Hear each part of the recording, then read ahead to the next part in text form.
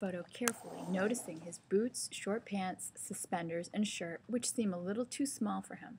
You have probably also noticed the background. The previous photo provided more detail, showing the unpaved road, the storefronts, and the tenement houses.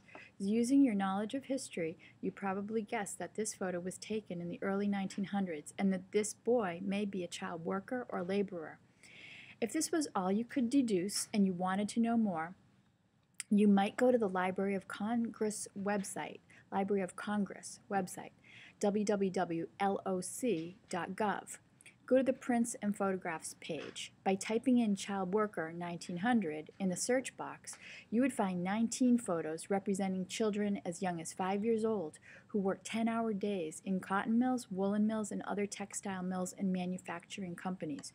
You would find children working at home, in their tenements with their families, making flowers for women's hats or completing other sewing projects for very little pay.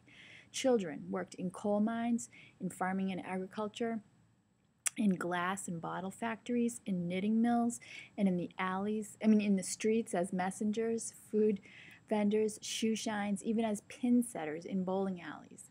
Some of these jobs might appeal to you as terrific after-school and weekend opportunities, but in the early 1900s, these jobs were usually full-time, in place of going to school. There was no minimum wage, no minimum age, and no health or safety laws. Many of these jobs were hazardous and caused long-term damage to lungs from breathing in coal dust and cotton or woolen fibers. Think of the hearing loss caused by the noise of the machinery, physical injuries such as finger or limb loss. There was even a documented case of scalping that occurred when the hair of a young woman became caught in the machinery. Look closely at the photo credits, and you may find that many, if not most, were taken by Lewis Hine. In fact, Lewis Hine photographed the young boy you see here.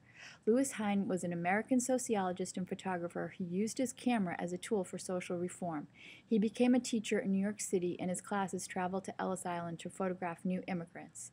As he realized that documentary photography could be employed as a tool for social reform, he became the photographer for the National Child Labor Committee, and his photographs were widely distributed to the American public, who became outraged enough to pass child labor laws that protect you all today.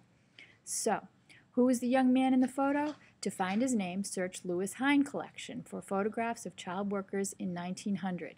You can look in the Library of Congress website or go directly to the Lewis Hine website. Here you find the boy's name is Salvatore Guatierto, one of the very young boys who worked in the spinning room in Lawrence, Massachusetts, 1911, 1 year before the strike. Now you can think about historical photographs on another level. That is, audience and purpose. Just as authors craft their writing to make to appeal to a specific audience for a specific purpose, photographers and other image makers may as well. Lewis Hine's purpose or intention was to document what he saw, to change society we live in, and to make living conditions safe for children. And his audience was American public. His efforts succeeded. When we look at photos, we want to think about what the photographer's audience and purpose might be, what reaction they were hoping for, and who they wanted to reach. Before we continue, talk at your table about audience and purpose. What are the many and varied reasons for taking photographs? And for what purpose? What kinds of photos do you have on display at home, in albums, on Facebook, or other media?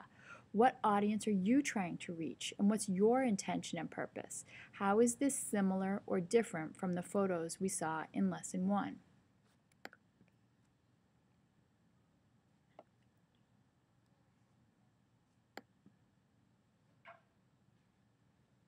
Now we see a photo of a young woman. First, apply the skills you learned in Lesson 1 to notice the subject of the photo. We see one woman. It's a black and white photo, and she's not styled by Abercrombie & Fitch or Forever 21. Notice what she's wearing and what she's holding. Those may be gloves in her left hand. Notice her hairstyle. You probably already have a good idea that this photo is historical, taken around 1900. In fact, I'll tell you, it was taken between 1910 and 1920. How would you describe her emotions or facial expression? Happy? Suffering? What about her gestures, her posture? What do you think this woman is doing? Is she confrontational? Is she friendly? Is she energized or relaxed? Do you think the photo is a candid action shot or a posed portrait? Why is there no foreground or background? No other people? How does this woman connect with the viewer? Knowing what you do about women in American history back in the day, say 1910 to 1920, how do you think this photo would be interpreted by upper middle class men or women? How do you think it would be interpreted by a 12-year-old working girl? Why would someone take this photo of this woman? Where would it be displayed or published? What's the purpose of the photo? And who's the intended audience? Stop and talk about the photo with your table groups. Address the questions you see posted here and come up with a theory. What can you tell about this woman from this photo? Now, based on the evidence provided in these two photos, what role did each individual play in the Bread and Roses strike? And how would these two individuals, this woman and this young boy, have interacted?